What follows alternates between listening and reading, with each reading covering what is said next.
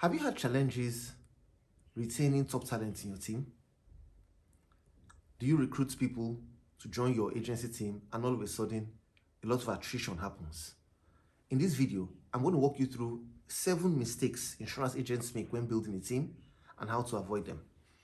My name is Yuri Ogbigwe. I've trained over 23,000 salespeople across 5 countries: Nigeria, Ghana, USA, UAE, Rwanda. I'm an author of several books and programs on sales. I've been featured on a lot of media platforms to talk about successful selling. I worked in an organization where I was given a target to sell to 20 high net worth individuals, and I was able to bring in 21 high net worth individuals in a single month. I also participated in a sales competition where I won, and I was sent for the World Cup by my organization for an all-expense paid trip.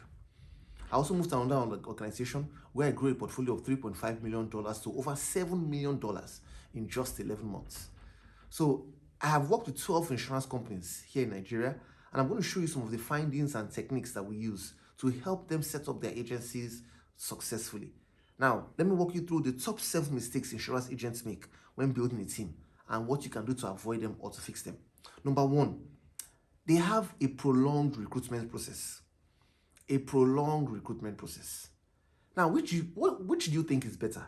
Is it better you recruit 100 people in 1 month, or you recruit 10 people every month, or 120 people in 1 month, or you recruit 10 people every month, so at the end of the year you have 120? Which is better? I participated in a program. This was about 2 to 3 years ago in the US. It was a network marketing program. And I participated in this program because in my mind, I thought to myself, I said, sales is a transferable skill. Let me even see what techniques these people use that we can also learn from. Because in network marketing, remember, the person who you're recruiting to join your team is not going to be on a salary. In the same way, when you run an agency business, the person who joins your team is not going to be on any salary. They will earn strictly commissions, just like network marketing. This means that we can pretty much say apples to apples. We can compare and see the things you can learn from network marketing to incorporate into growing and establishing an agency business. And this is what I learned from it, which is very critical. The top network marketers who have very strong teams, they have one thing in common. They do intensive recruitment all at once. They don't spread out their recruitment for the entire year. This beginning of the year, for example, they would have done an intensive recruitment this month. And they will say to themselves, you know what, this month, my target is to recruit 150 people. If you go for 150 people at once, for many reasons, at the end of the year, you probably will have maybe 80 to 100. Unlike if you do 15 people every month, at the end of the year, you may not even have 20 to show for it. And one of the reasons could be an effective onboarding process. Because you see, how the candidate or how the sales agent starts always would affect how well they would end. So if you make your onboarding intense, see, if you do one onboarding session for 150 people, very intense, very robust, it will be more effective than if you do it 12 times in a year, and you're doing 15 for every 15. So you want to shorten your recruitment process. Don't make it prolonged and stretch it. See how you can strategize and do a massive sweep of recruitment. Yesterday, I discussed in detail how to recruit, and if you haven't watched that video, please watch that video, because it's going to show you how to recruit and get people to stay with you. Number 2, the second mistake agency managers make: no quick wins. No quick wins. And when I say no quick wins, what do I mean? When the agent joins your team, the sales executive or financial advisor, when they join your team, the first thing you want to do before you begin any training, anything about the products, before you start any other thing, first thing, within the next 3 days, you want to make sure that you close a sale with that person. This means that this person's contacts, you want to help him or her close the sale. They will go with you for the meeting, and they watch you close. Now, the reason why I say the first 3 days is because, you are still learning, you are still growing. You may not even close the first day, second day, but at least the 3rd day, you should be able to. So this means I would ask the person to give me a list of prospects, maybe 10 to 20, who he or she believes we can talk to engage, to get people to do business with them. Now, just in case you say, Yuri, man, I asked my agent to give me, my sales executive to give me 10 or 20, he said he doesn't know anybody. Go through his phone and help him bring out the information. Why? Because every Tom, Dick, and Harry needs insurance. Everybody needs insurance. Now, because everybody needs insurance, it means that if I go through the contacts of my sales executive, I can easily be able to spot people who can do business with me. How can I spot? I begin with the letter A. All the A's in his contact, Aramide, Abayomi, Adenike, I will write them all out. It's either these people need insurance or they know someone who needs insurance. And from there, we can be able to engage and build a potential prospect list. Then the calls begin to book those appointments and we go there and we close. When they close quickly, they will stay longer. Don't leave the closing to them initially until they are well trained and established before you can depend on them to do their closing and increase what they want to earn. Number 3, this third mistake insurance agents make when building a team: no proper planning on how much you want them to earn. Now, in most insurance agencies, the organization sets a target of what they expect the agents to do in the first month. Now, if they achieve that budget or that target, at the end of the month, they get a remuneration or the commission for that work. Most times, that amount is always so small, and it's not even enough to take them home. By the time they take out transportation, they take out feeding, the money is gone. So what do you need to do? You cannot work with a target. The mistake a lot of insurance agency managers make is that they work with the target the organization has given them. And even if that target is met, most times the money is still too small. So you can't do that. Raise the targets. So that at the end of the month, you want to make sure that these agents have something significant to go home with. So this means whatever the premium is, increase it. Whatever the policy count is, increase it and work with that. Let that be your goal, so that at the end of the month, they go home with something. If they have a bad first month, ladies and gentlemen, bad impressions are lasting. If they go home with very little, they will immediately start to look for options. They'll start to ask themselves, after all this work, after all the efforts, sales requires some efforts. You need to labor and put in some work at the beginning. Initially, once you've put in that seed of work, then you start to reap a harvest. And it gets easier and easier and easier. And I'm sure that's the kind of story you have too. So don't let them go through all that labor, all that training, all the rejection. At the end of the month, they have nothing to take home with them. Make sure that you raise the standard so that at the end of the month, they can go home with something. Number 4, 7 mistakes insurance agents make when building a team. Number 4, no proper product knowledge training. No proper product knowledge training. You can't leave product knowledge to them. You can't say, take this, read it. Never. The same way a mother can't give birth to a child and say, take your food, eat it. No. They're like babies. Remember, these people, we did not recruit them because they could sell. We didn't recruit them because they were confident. We recruited them for 2 reasons. Number 1, they had the heart to help people. Number 2, they had a strong desire. They had contacts that we can leverage on. So we are the ones to teach them everything. We are the ones to show them exactly what to do. Like I told you, the recruitment process for an agency team is not the same like a traditional recruitment process. The process is reversed. In a traditional recruitment process, you're asking the candidates many questions to see if they are fit for the role, because you have a salary tied to that role. If the agents that came to meet you were very fit and we're not giving them a salary, they will not stay. So the fact that they are not fit for the role in terms of they don't know how to sell, they don't know how to speak well, they don't know how to dress well, and you are willing to bring them into your team and train them, groom them, that's what is going to make them stay, not the reverse. So if they can sell well, they are very confident, they would take another job somewhere else. They wouldn't come and join your team where there's no salary. So you want to do the reverse and not act like you're trying to assess them if they can do the job. Rather, you're trying to sell yourself with your personal story, sell your company to them, and let them see reasons why they should come and work with you. I have a video on that, right? So you want to watch that video so that you can see how to put this to work, how you can set up a structure to recruit effectively. So for product knowledge training, make sure it is very thorough. Give them Q&As. Don't teach product knowledge with PowerPoint slides in front of a class. Don't teach product knowledge with role plays only. No.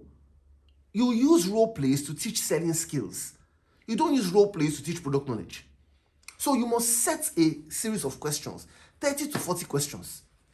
And it's always good if the area manager or the HR or head of the team or head of the agency actually comes up with this product knowledge assessment so that everybody in the team, the unit managers, team leads, everybody down the structure can leverage on those questions across the key products that you want to push or you want to drive. You may not be able to do it for all your products. Some companies have so many products, over 50. So you want to choose the particular products that you believe you can push and drive with these agencies, with your sales agents, and be able to achieve the budget or the target that you have with you. When you perfect those particular products, you can now move to other products. So take it from set to set or from product group to product group.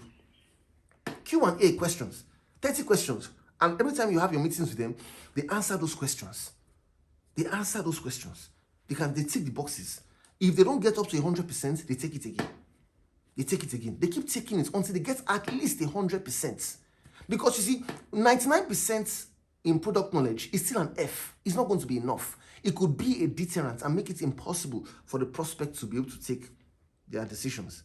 And it's the kind of knowledge or confidence that product knowledge gives you. Confidence emanates from competence. The more competent people are, the more confident they will be. So the more competent your sales agents are, the more confident they will be. Whatever you call them, sales agents, sales executives, financial advisors, you know what I'm trying to talk about. Number 5, top 7 mistakes. I said number 1, a prolonged recruitment process. Number 2, no quick wins. Number 3, no proper planning of how much you want them to earn. Number 4, no proper product knowledge training. Number 5, no dress audits. Ensure that you audit their dressing. Raise the standard of how well you want them to dress. If you say to yourself, oh, I want my agents to just have their pants, their shirts, and their tie, that standard is too low because they will drop the standard and they will come without a tie. But if you raise the standard very high and you say, oh, I want you to not only have a pants, a white shirt and a tie, I want you to have a jacket as well. I want you to have a pocket hanky. If you like, even add pockets, 3-piece and say, I want you to have a 3-piece suit. When they drop the standard, they will come with just a 2-piece. Or maybe come without a jacket. But if you just ask for the minimum, they will drop the standard. Ask for the maximum. So that even when they drop the standard, they still look presentable enough. So make dressing a priority. Audit their dressing. Use people who, when you emphasize on dressing, what the leader talks about a lot, the people will take seriously. Leadership is like hypnosis. If the leader dresses well, most likely the followers or the sales executives, they will dress well. So give priority to your dressing. Go the extra mile to look impeccable, immaculate, and as sharp as possible so that you will give them hope of the future. Remember, in the first place, when they came for the interview, it was how you dressed at the interview panel that made them decide to want to join your team. Remember that? So if you dressed well and they were inspired and they looked at you and they said, wow, with the way this man is dressed like this and he doesn't earn his salary, there's hope for me. Don't now let them join the team, then you drop the standard. Keep the standard high. So without proper dress audits, if somebody comes and is not properly dressed, call the person and say, why are you dressed like this? Why are your shoes not polished? Help the person knot his tie. People who are rebellious or who act rebellious, right? Maybe first time, second time, third time, you keep talking to them about their dressing. Get close to them and find out what the issue is. It may be that they don't even have the money or the resources to invest in their clothes. Then you can look at what you can do to be able to assist them and help them at your level. I'm aware that some people, of course, they may just refuse to dress well. You can imagine somebody using the latest phone, very expensive, but the person has refused to invest and go the extra mile to do something about their dressing. Then you can now start to put some punitive measures to let them see reasons why they should make those changes. And one of them could be that when they come to work, they don't dress properly. You send them back home. Remember, somebody says, but sir, they are not on the salary. Yes, the reason why you can send them back home is because in the first place, you're letting them see that, hey, you are like a father to them. You're grooming them. You're working with them to help them achieve their financial goals. At the recruitment stage, we talked about the fact that when you're recruiting these people, find out from them what their financial goals are and let them see how working with you can help them achieve their financial goals. Share stories of how you've helped other people achieve their financial goals. And they will see that, hey, working with you is the place to be. Anywhere people receive constant training from, they will always lean towards most times. Number 6, not enough meetings. Not enough meetings. If you meet with your sales executives once a week, you will not be able to get these guys to give you the right results. You need to baptize them. You need to bombard them with information, with meetings. You need to do that at the initial stages until they can stand on their own. You can't leave a child to his or herself. You need to bring that child close and groom and nurture until the child can stand on their own. Someone says, Yuri, but what about transport fare? They don't have transport fare. See, agency teams for many years have been complaining and saying things like cost of transport, cost of transport. Look at how things are right now in our country. Look at the cost of transportation right now. Many years ago, the cost to come to the office every day is now the cost to come to the office one day. But people are still coming once a week. My point in all these things is that if you give this kind of excuses and keep on saying transport, transport, transport, are you trying to say that you don't believe enough in what you're trying to do? You don't believe enough that you can get these people to start to sell and earn enough money or commissions that will cover their transports? No. I'm sure you believe in yourself. So the same standards you used for yourself of coming to the office every day when you started, to get yourself to close to the manager enough, to be like the manager, to learn from the manager, to learn the products, and you started selling, you need to expose them to that same rigorous training as well. At the end, it will be good. Whenever you're training people and you let them know that, see, I'm training you because I want you to win the championship. When a coach is drilling a team member and is reminding him that this is going on because of the championship. In the same way too, when you're insisting and you're trying to train your sales executives and you're reminding them that, see, I'm doing this because of your financial goals. I'm doing this because of where you're going to. Let us stick to it. I went through this myself. And as I got to where I am, just do it like this. You will get there. Let's keep at it. You must constantly sell to them and remind them about this opportunity they are in. So increase the meetings. The more followers meet with their leaders, the more like their leaders they become. Imagine if all your sales executives were like you. Wouldn't you have met your budgets? You would have met your budgets. So do everything you can to increase your meetings. Ignore the thoughts that's telling you, they are transport fare. Forget it. When they finally make the money, I told you a story the other day. When I got my first job, for the first month, I didn't have any means to get to the office. It was bad. I struggled to resume to get to the office every day. No money for transport, no money for food. It was difficult to get money. But at the end of the day, I pushed through. And I ended up getting comfortable. So sometimes at the beginning, things may be difficult and it's normal. When a farmer is planting seeds in his farm, are his clothes clean or they are dirty? You know the answer. They are dirty because this is sowing season. So during sowing season, everybody is dirty. But by the time you have sown, give it some time, harvest will come. The reward will definitely come. And when it comes, you will forget about all the times you were sowing. But if you don't expose them to the work now, the reward will never come, ladies and gentlemen. It will be very far away. And that's why most of them are leaving. Because the meetings are too few. Have meetings every day. So that every time you meet with them, whatever thoughts, whatever fears, whatever doubts, you can quench it, nip it in the bud. You know, today with social media, somebody can be, you can have the agent come to the office on Monday.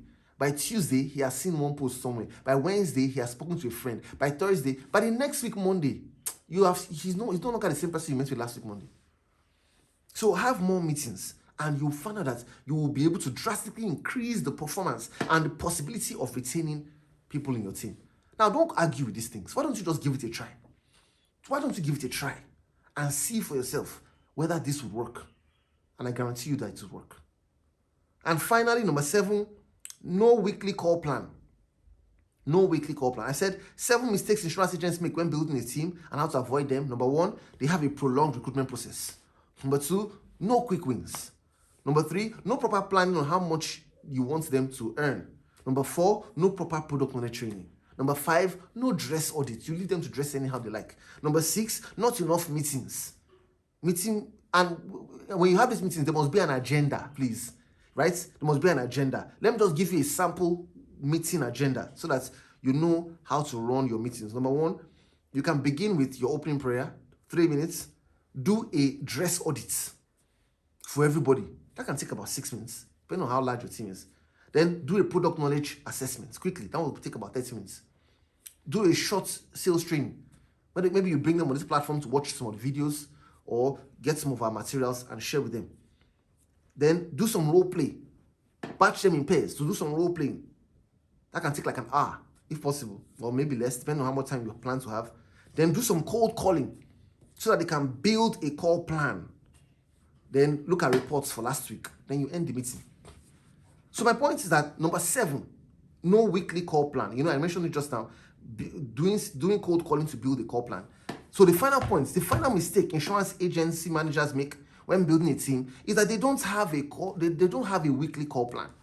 What's a weekly call plan?